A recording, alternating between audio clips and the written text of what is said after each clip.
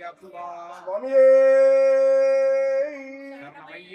ஓமரி சுவாமியே ஓம் ஹரிஹர சுதரானந்த சித்தன் ஐயன் ஐயப்பா சுவாமி சரணம். நம்ம காந்தி நகர் ஐயப்ப சுவாமி திருக்கோவில்ல ஒவ்வொரு வாரமும் நம்ம பேச வேண்டாம், நம்ம சனிக்கிழமை ஒவ்வொரு வாரமும் இங்க கூட்டு பிரார்த்தனை நடந்துட்டு. இந்த கூட்டு பிரார்த்தனை முதல்ல எல்லாம் அந்த காலத்துல ஒவ்வொரு பழங்கால கோயில்கள் எல்லாம் இந்த கூட்டு பிரார்த்தனை நடந்துட்டு இருந்துச்சு. கூட்டு பிரார்த்தனைன்னா என்ன? நமக்காக நம்ம வேண்டிக்கிறத விட பிறருக்காகவே வேண்டாம், எல்லாரும் நல்லா இருக்கணும். முதல்ல அதுதான் பிரார்த்தனைங்கிறதே முதல்ல அதுதான். இன்னைக்கு என்ன பண்றோம்? தேவைகளை அதிகப்படுத்திட்டு தேவையில்லாத விஷயங்களுக்கெல்லாம் போய் கோயில் என்ன பண்றோம்? கடவுள்கிட்ட கையேந்தி நிக்க வேண்டிய சூழ்நிலை ஆயிடுது. அன்னைக்கு உடுக்க உடை, உண்ண உணவு, இருக்க இடம், நோய் நொடி இல்லாத வாழ்க்கை, இதுதான் நம்ம பகவான்கிட்ட கேட்டோம். இன்னைக்கு என்ன கேட்கிறோம்? சைக்கிள் வேணும்னு கடவுள்கிட்ட கேட்கிறோம், டூ வீலர் கேட்கிறோம்.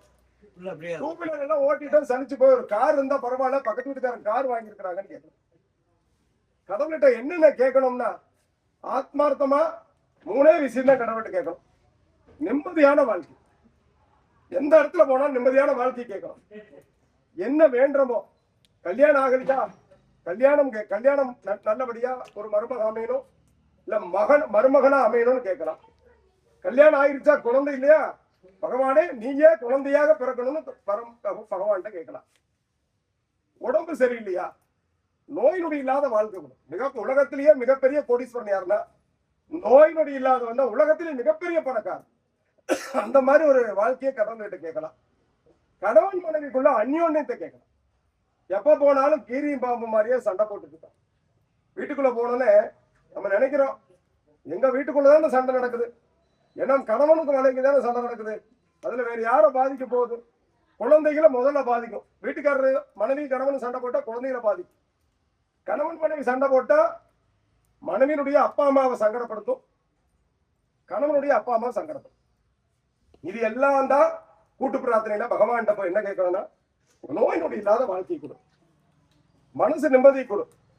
ஏதாவது உங்கள்கிட்ட கடவுள்கிட்ட பரிச்சயமா கேட்கணும், உண்மையா கேட்கணும். போலித்தனமா கேட்டா கடவுள் திரும்பி கூட பார்க்க மாட்டேன். எங்க நான் நிறைய கோயிலுக்கு போறேங்க, கேட்டு கேட்டு சலிச்சு போச்சுங்க. நான் சிவனே கடவுளை மாத்திரலான்னு இருக்கிறேன். இப்படித்தான் நிறைய பேர் நினைக்கிறான். நிறைய பேர் என்ன நினைக்கிறான்னா இந்த கடவுள்கிட்ட போய் சரியாகல, வேற ஏதாவது ஒரு கடவுளை பார்க்கலாமே, கடவுளையுமே மாத்திரக்க ஆரம்பிச்சிட்டோம். ஆனா உண்மையாவே கடவுள் நம்ம இந்து தர்மத்தின் பிரகாரம் ஒரு கருங்கல் எடுத்து ரோட்ல இருக்கிற கல் எடுத்து ஒரு முட்டுக்கல்ல வச்சு அதுக்கு ஒரு நைவேத்தியம் பண்ணி சாமி கும்பிட்டாலும் ஒரு பொட்டு வச்சாலும் அதுவும் நமக்கு என்ன ஆகுது? கடவுளா மாறும். கல்லையும் கடவுளாக வணங்கக்கூடிய ஒரே மதம் இந்து மதம். உலகத்தில் இருக்கிற எல்லாரையுமே கடவுளா பாக்குது. எல்லா மனுஷன், மாடு, பூச்சி, புறம் எல்லாமே கடவுளா பாக்குறது இந்து மதம் தான். அதனாலதான் எந்த இடத்துக்கு போனாலும் எந்த கோயிலுக்கு போனாலும் உண்மையாக போகணும், உண்மையான பிரார்த்தனை வைக்கணும், வேண்டுதல் வைக்கணும், தேவைக்கு தகுந்த பிரார்த்தனை வைக்கணும். அகலக்கால் வச்சு பிரார்த்தனை வச்சோம்னா கடவுள் கொடுக்க மாட்டோம், கடைசியில் கடவுளை மாத்திடுவோம். நிறைய விஷயங்கள், தவறான விஷயங்கள் நிறைய நடத்திட்டு இருக்கோம். ஒரு தொழில் நல்லபடியா நடக்கணும், ஒன்னும் கிடையாது. தொழில் திறங்குறதுக்கு முன்னாடி அந்த நிறுவனத்துக்குள்ள போறதுக்கு முன்னாடி கடவுளை கும்பிட்டுட்டு அந்த படியை தொட்டு கும்பிட்டு உள்ள போய் ஒரு விளக்கு ஏற்றினாலே போதும், வியாபாரம் அருமையா நடக்கும். நிறைய விஷயங்கள் இருக்குங்க, நிறைய முன்னோர்கள் சொல்லி வச்சுட்டு போயிருக்கிறாங்க. அதெல்லாம் நம்ம யாரும் ஃபாலோ பண்றது இல்லை, பொட்டே வைக்கிறது இல்லை முதல்ல. அதெல்லாம் கொஞ்சம் பழங்க தயவு செஞ்சு. நமக்காக நம்மளே வேண்டினா கடவுளே நேரில் வந்தாலும் பிரயோஜனம் கிடையாது. அதனால ஆத்மாத்மா வேண்டுங்க. நாளைக்கு மிக முக்கியமான நாள் தைப்பூசம். தைப்பூசம்னா என்ன? முருகனுக்கு விசேஷம். யாரோ ஒருத்தர் சொல்லுங்களேன், தைப்பூசம்னா எதை குறிக்குது? எதை குறிக்குது? பார்வதி தேவி, அப்புறம் பிறந்தார், வாடிய பயிரை கண்டபோதெல்லாம் வாடினேன், ராமலிங்க வள்ளலார், அல்பெரும் ஜோதி தனிப்பெரும் கருணை. சாப்பாடு இங்க ஆனந்த சபை, அன்ன சபைன்னு ஒண்ணு நடக்குது. அன்னைக்கு எத்தனை அடுப்பு இன்னைக்கு வரைக்கும் அணையாம சாப்பாடு, சோறு முக்கியம். அடுத்தது தெரியாதா?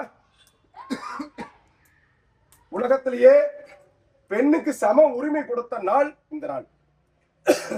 சிவன் தன் சரிபாதி மனைவி கணவன்கிறது தனித்தனியே கிடையாதுங்க. அதாவது பிளஸ் ஆர் மைனஸ், இந்த செல்லு கொடுக்கிற ரெண்டு பகுதி மாதிரி என்னைக்குமே சில சண்டை சச்சரவுகள் வந்துட்டே இருக்கும். இந்த பிளஸும் பிளஸும் ஒன்று செஞ்சுன்னா பிடிக்குது. இந்த பிளஸும் மைனஸ் இருந்தா லைட் எரிங்கிற மாதிரி கணவன் மனைவி பிளஸ் ஆர் மைனஸ் மாதிரி. நம்முடைய அந்த காலத்திலேயே ஆதி காலத்திலேயே சிவன் தன் பாதி உடம்ப மனைவிக்காக கொடுத்த நாள் இன்னைக்கு தைப்பூச நாள். சக்தி தன்னுடைய முழு பலத்தையும் பாதி பலத்தை எடுத்து வேளாக மாத்தி முருகர் கையில இன்னைக்கு ஒப்படைச்ச நாள். சூரனை வதம் செய்து வெற்றி கொண்டாட்டம் திருநாள் இன்னைக்கு. வள்ளலார் அவதாரம் பண்ண நாள் இன்னைக்கு. வள்ளலார் ஜீவ சமாதி ஆன நாள் இன்னைக்கு. 7 திரைகள் விலகி ஜோதி சொரூபமா வள்ளலார் தெரிவார். இன்னைக்கு அவ்வளவு கனகசபை இன்னைக்கு எவ்வளவோ நாளெல்லாம் இன்னைக்கு வள்ளலார் மடத்துக்கு போனீங்கன்னா தெரியும். அங்க எப்ப போனீங்கன்னாலும் சாப்பாடு போட்டுட்டே இருப்பான். சாப்பாடு குறையா இருக்காது. அவ்வளவு பெரிய, ஏன்னா சாப்பாட்டுக்கு அவ்வளவு முக்கியத்துவம் கொடுத்துருக்கான். ஏன் நம்ம சாப்பாட்டுக்கு முக்கியத்துவம் கொடுக்குறோம்னா, போதும்னு சொல்லக்கூடிய ஒரே பொருள் சாப்பாடு. இந்த தர்மம், இந்த அன்னதார்மம் செய்ய நீங்க தயவு செஞ்சு ஃபாலோ பண்ணி பாருங்க. இங்க பாருங்க, காசு இருக்கிறவங்க எல்லாம் இதெல்லாம் பண்ண முடியாது. பணம் காசெல்லாம் கடவுள்கிட்ட எட்டும் கூட பார்க்க முடியாது. அவன் அனுமதி இல்லாம அவருடைய வாசப்படி கூட மதிக்க முடியாது. கோடி கணக்குல பணம் இருக்கும், ஒரு பைசா கூட வாங்க மாட்டான். கொடுக்கணும்னு போவான். கடவுள் விட்டாலும் கர்மா விடாதுன்னு சொல்லுவாங்க. கர்மா விடாதான், கொடுக்க விடாது. கடவுள் கேட்பார், அவன் தான் அன்னதானம் பண்ண வரானே, பகவானே நீங்க வகுத்த சட்ட திட்டங்கள், அவன் தர்மம் செஞ்சானே அவன் கர்மம் குறைஞ்சு இருந்தாலும் அவன் கர்மத்தை பாவம் செஞ்சிருக்கிறான், அதெல்லாம் அனுபவிக்கணும். அதனாலதான் நாங்க தடுத்தோம், நீங்க உங்க வேலையை பாருங்க. கடவுளுமே கர்மா சொல்லிடுமா. தர்மம் செய்யறது சாதாரண விஷயம் இல்லைங்க. இங்க அன்னதர்மம் செய்யறதெல்லாம் உலகத்துல ஒரு முற்பிறவி எடுத்திருக்கணும். போன வாரம் சொன்ன கதை மாதிரி தான். தர்மம் வாழ்க்கையில எந்த எதிர்பார்ப்பும் இல்லாம இந்த சாப்பாடு, வீட்டுல சாப்பாடு போடுவாங்க. நம்ம எல்லா இந்து கோவில்லையும் சாப்பாடு போடுவாங்க. சாப்பாடு மனசார கடவுளை பார்க்கணும். ஆத்மார்த்தமா உட்காந்துருக்கிறான். வாங்க உங்களுக்கு என்ன வேணும்னு கேட்டுட்டு உட்காந்துருக்கிறான்.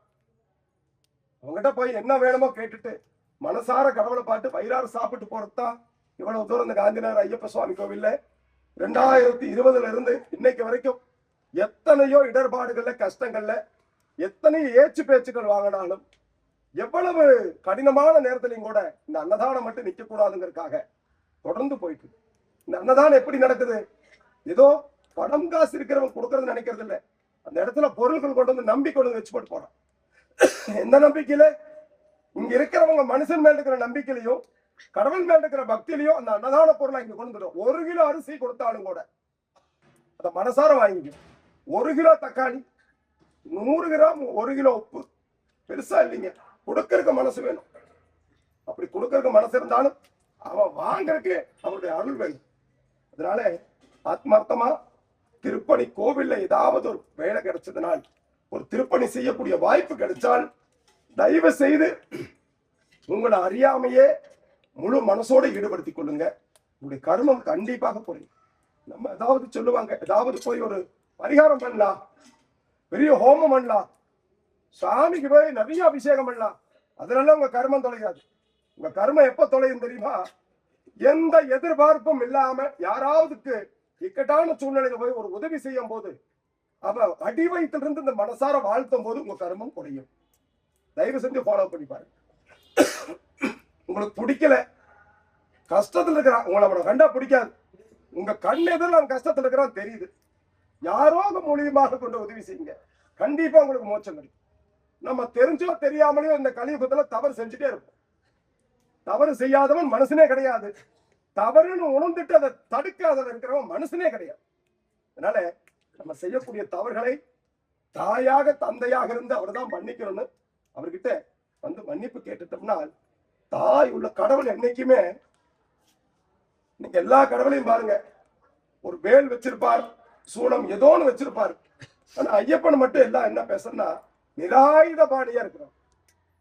சின்முத்திரை தரிச்சிட்டு யோகைய பட்டையை கட்டிட்டு குண்டலீக யோகத்துல, தர்ம சிம்மாசனத்துல, சக்தி பீடத்துல, குரு பீடத்துல எல்லாருக்கும் குருவாக, குருவின் குருவாக இருந்து மோட்ச நாயகன் பேர் ஐயப்பனுக்கு. மோட்சம் என்ன செத்து போறது கிடையாது. மோட்சம் அடிச்சுட்டாருங்க. மோட்சம்ங்கிறது தேவையில்லாத எண்ணங்களுக்கு மோட்சம் கொடுத்துருவார். நான்ங்கிற எண்ணத்துக்கு மோட்சம் கொடுத்துருவார். நான் இல்லைன்னா எதுவுமே நடக்காதுங்கிற எண்ணத்துக்கு மோட்சம் கொடுப்பார். இப்படிப்பட்ட எண்ணத்துக்கெல்லாம் மோட்ச நாயகனாக இருக்கிறவர் ஐயப்பன். கொடுக்கறதுக்குனே இந்த கலியுகத்துல கடைசி கடவுளா, இந்த கலியுகத்துல கடைசி அவதாரம் இவர் ஐயப்பன் தான். வேற எந்த கடவுளும் அவதாரம் எடுக்கல. இந்த கடைசி அவதாரம் எடுத்து பக்தருடைய நன்மைக்காக சபரிமலையில சத்தியமான அந்த பொண்ணு 18ஆம் படி மேல பகவான் சாட்சாத்தமா இந்த சத்தியமான பொண்ணு 18ஆம் படி மேல சாட்சாத்தமா உட்கார்ந்து அருள் பாலிச்சுட்டு இருக்கிறார். அப்படிப்பட்ட தெய்வத்தை இந்த 10 வயசுல இருந்து 50 வயசுக்குள்ள போக முடியாது. இந்த 10 வயசு வரைக்கும் பார்க்கலாம், அதுக்கு மேல 50 வயசுக்கு. அதனால நிறைய சயின்டிபிக் பிரகாரம் நிறைய விஷயங்கள் இருக்கு. அதனால பகவான் உங்க வாழ்க்கையில எல்லாமே கொடுக்கணும்னு வேண்டிக்குங்க. கைகால் நல்லா இருக்கணும்.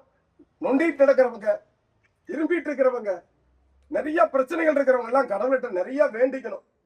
கடவுளே, ஏதாவது கொஞ்சம் தவறு ஏதாவது செஞ்சிருந்தா கொஞ்சம் மன்னிச்சுக்கோ, ஒரு தாயாக தகப்பனா இருந்து எங்களை காப்பாத்துன்னு சொல்லி கடவுள் வேண்டிட்டால் கண்டிப்பா உங்களுடைய பிரார்த்தனை நியாயமான கோரிக்கை இங்க பரிசீலிக்கப்படும். என்ன வேணுமோ கேளுங்க, நியாயமா கேளுங்க, கண்டிப்பா கொடுக்கறதுக்கு தயாரா இருக்கிற ஐயப்பன். அதனாலதான் ஒவ்வொரு சனிக்கிழமை என்னைக்கும் இங்க அன்னதானம், நீங்க கொடுக்கிற அந்த அரிசி பருப்பு கொடுக்கறத வச்சுதான் இங்க அன்னதானம் நடந்துட்டு இருக்கு. இது ஒரு ஆள் பண்றதுனால இல்லை. அதே மாதிரி நாளைக்கு தைப்பூசம், நம்ம இருக்கிற பாலசுப்ரமணியனுக்கு நாளைக்கு சிவசிவா நாளைக்கு வந்து பால் அபிஷேகம், பன்னீர் அபிஷேகம், இல்ல அபிஷேகம் எல்லாம் நடந்து பூஜை நடக்க போகுது. நாளைக்கு முடிச்சா காலையில கொஞ்சம் நேரத்துல வாங்க. அதே மாதிரி நம்ம கோயில்ல 3 விதமான பூஜைகள் இருக்கு. ஒண்ணு நீராஞ்சனம். உங்களுடைய வாழ்க்கையில ஏதாவது பிரச்சனைகள் இருந்தால், உங்க தடைகள் ஏதாவது இருந்தால், நான் நிறைய போயிட்டே இருக்கிறேங்க, கை கெட்டுறது வாய் கெட்ட மாட்டேங்குது, இந்த மாதிரி பிரச்சனைகள் இருந்தால் தயவு செஞ்சு சொல்றேன், இது வியாபார விளம்பரத்துக்காக இல்லை, நீராஞ்சனம் போடுங்க. நீராஞ்சனம் போட்டீங்கனால் ஒரு குறிப்பிட்ட வாரத்துக்கு மேல உங்களுக்கு கண்டிப்பா உங்களுக்கு அறிய யாரும் சொல்ல வேண்டாம், இது விளம்பரம் இல்லை, ஏதோ அது பண்றது எல்லாம் கிடையாது. கடவுளுக்கும் உங்களுக்கும் உண்டான நேரடி தொடர்புக்கு நீராஞ்சனம். நீராஞ்சனம் போடுங்க. 2வது விஷயம் அன்னதானம். ஏங்க, ஒரு மூட்டை அரிசி வாங்கி கொடுக்குறதுக்கு எனக்கு காசு இல்லைங்க, 1 கிலோ அரிசி கொண்டு வந்து கொடுங்க. ஆத்மார்த்தமா காஞ்சி மகா பெரியவர் ஒரு திட்டம் கொண்டு வந்தார், பிடியரிசி திட்டம். எனக்கு பெருசா கொடுக்கறதுக்கு கையில காசு கிடையாது. சமைக்கும் போது 1 பிடி அரிசி எடுத்து, நீங்க அளந்து போட்ட அரிசியில 1 பிடி அரிசி எடுத்து இது அன்னதானத்திற்கு வைங்க. 30 நாள் 30 பிடி அரிசி 2 கிலோ. எங்க இங்க ஐயப்பங்க ஏதோ கொண்டு கொடுக்கணும் கிடையாது. எங்க அன்னதானம் பண்றாங்களோ அந்த கோயிலுக்கு கொண்டு உங்க மனசார கொடுங்க. செஞ்சு வச்சுட்டு யாராவது பார்க்கணும்னு தயவு செஞ்சு ஒரு சின்ன சொல்றேன், ஆண்டவன் பார்க்கணுங்கிறதுக்காக வேலை செய்யுங்க. இங்க இருக்கிற ஆட்கள் பார்க்கணுங்கிறதுக்காக வேலை செய்யாதீங்க. நீங்க செஞ்சதெல்லாம் காணும். இந்த பெட்ரூமாஸ் லைட் மாதிரி, இதுல எப்படின்னா வெளிச்சம் பண்ணி அமுத்தி பார்த்த மாதிரி ஆயிட்டு. நீங்க செஞ்ச புண்ணியம் கூட பெட்ரூமாஸ் லைட் மாதிரி. கடவுளுக்கும் உங்களுக்கும் தான் தெரியணும். நீங்க செய்யறது கடவுள் தான் பார்க்கணும். நிறைய பேர் நினைப்பா நிறைய செஞ்சா 4 பேர் மதிப்பாங்க. இப்ப கோயிலுக்கெல்லாம் மருதமலைக்கு யாராவது தெரியுமா? மருதமலையில் யாரும் தெரியும்? உங்களுக்கு தெரியுமா? மருதமலையில் யாராவது உங்களுக்கு தெரியுமா? தயவு செஞ்சு சொல்றேன், எந்த கோயிலுக்கு போனாலும் அந்த கோவில் இருக்கிற கடவுளை மட்டும் தான் தெரிஞ்சுக்குங்க. அந்த கோயில் ஐயரை தெரிஞ்சோ, அங்க இருக்கிற நிர்வாகம் தெரிஞ்சோ 10 பைசா குய்ய. மருதமலைக்கு போனா முருகனை மட்டும் தான் தெரிஞ்சுக்கணும். காந்திநாத் ஐயப்பன் கோயில் இருந்தால் ஐயப்பனை மட்டும் தான் தெரியும். இப்படி மனசு வந்துட்டாலே நீங்க செய்யற பிரார்த்தனையும் செய்யறது அத்தனையுமே திருப்தியா இருக்கும். ஒரு நாள் நல்லா ஐயர் பேசிட்டு 1 வாரம் வரும்போது ஐயர் கண்டுக்கலீங்கன்னா, என்ன ஐயர் கண்டுக்க மாட்டேங்கிறார், ஏன் என்ன ஆச்சு, என்ன பிரச்சனை, சாமி மறுக்கே மனசு பாரு. இதை பழகிட்டீங்கன்னா எந்த கோயிலுக்கு போனாலும் சந்தோஷமா சாமி கும்பிடலாம். 3வது விஷயம், நம்ம கோவில்ல ஒவ்வொரு ஞாயிற்றுக்கிழமையும் 4 to 6 மணிக்கு ராகு காலம்னு சொல்லுவாங்க. ஒவ்வொரு ஞாயிற்றுக்கிழமையும் வரும். பின்னாடி நாகர் இருக்கு, பழமையான நாகர். உங்க கையால கொஞ்சம் பால் கொண்டு வாங்க. 1 லிட்டர் 2 லிட்டர்லாம் கடவுள் என்னைக்குமே கேட்கல. நம்ம இந்து தர்மம், நம்ம இந்து வழிபாடுகள்லாம் எளிமையான முறைதான். அதை சில பேர் காசுக்காக பெருசு பண்ணிட்டாங்க. நம்மளும் எதை தின்னா பித்தம் தொழில் கொண்டு போய் டபக்கு டபக்கு உழுந்துடுறோம். கொஞ்சம் பால் கொண்டு வாங்க. உங்களால முடிச்ச மஞ்சள் இங்க கலக்குங்க. உங்க கையால அபிஷேகம் பண்ணுங்க. சத்தியம், அபிஷேகம் பண்ணால் நீங்க வேண்டுவது நடக்கும். வேண்டுவது என்ன ஆகும்? பராசக்தியை உத்தரவு கொடுத்துட்டேன், வேண்டுவது கண்டிப்பா நடக்கும். இது எந்த மாட்டுக்கிறது? இதெல்லாம் வந்து எளிமையான பரிகாரம். 3 பரிகாரம் தான் நம்ம ஐயப்பன் கோயில்ல. 1 நீராஞ்சனம், 2 எல்லாத்துக்கும் விட பெரிய பரிகாரம் அன்னதானம். 3வது பாலாபிஷேகம். இது வேற எதுவுமே நம்ம ஐயப்பன் கோயில்ல கிடையாது. அதனால வாழ்க்கையில உங்க வாழ்க்கையில எல்லாருக்கும் வளமும் நலமும் கிடைக்கணும். நான் எல்லாத்துக்கும் பிரார்த்தனை பண்ணிக்குவோம். நாளைக்கு தைப்பூசம், ரொம்ப மனசு நிறைஞ்ச நாள். தைப்பூச நாளே முருகன் மேல அவ்வளவு பக்தி பரவசம் வரும். அதே மாதிரி ஒவ்வொரு வளர்பிறை சஷ்டியிலையும் நம்ம வேல் வச்சு வழிபாடு செய்யறோம். கந்த சஷ்டி பாராயணம் பண்றோம். சஷ்டி பூஜை பண்ண பண்ண பண்ண பண்ண என்ன ஆகும்? மனமது செம்மையாகும். மனமது செம்மையானால் மந்திரம் ஜெபிக்க தேவையில்லை. அதனால அந்த மாதிரி நிகழ்ச்சியெல்லாம் நம்ம கோயில நிறைய நடந்துட்டு இருக்கு. உங்களோட ஒத்துழைப்பு தேவை. மார்ச் மாசம் நம்ம பூமி பூஜை 6ஆம் தேதி போடுறாங்க. இந்த செட்டெல்லாம் பிரிக்க போறாங்க. பிரிச்சுட்டு 2 ஃபர்ஸ்ட் ஃப்ளோர் வரைக்கும் வரப்போகுது. பக்தர்களுக்காக விரிவுபடுத்த போறாங்க. உங்களோட உதவி வேணும். என்ன முடியுமோ கொடுங்க. ஒரு செங்கல்னால ஒரு செங்கல் கொடுங்க. மனசார அதை வாங்கிக்கிறோம். 50,000 செங்கல் 2000 செங்கல் கொடுக்குறோம் பெருசு கிடையாது. அப்படி கொடுக்குறவங்க கொடுங்க. அதுக்காக ஒரு செங்கல் கொடுத்துடாதீங்க. என்னால 1000 செங்கல் கொடுக்கணும். 1000 செங்கல் கொடுங்க. முடியலைங்க ஒரு செங்கல் அப்படின்னா தயவு செஞ்சு ஒரு செங்கல் கொடுங்க. நம்ம நிகழ்வு நடக்க போகுது. இன்னைக்கு ஒவ்வொரு வாரமும் தொடர்ந்து அன்னதானம் பண்ணிட்டு இருக்காங்க.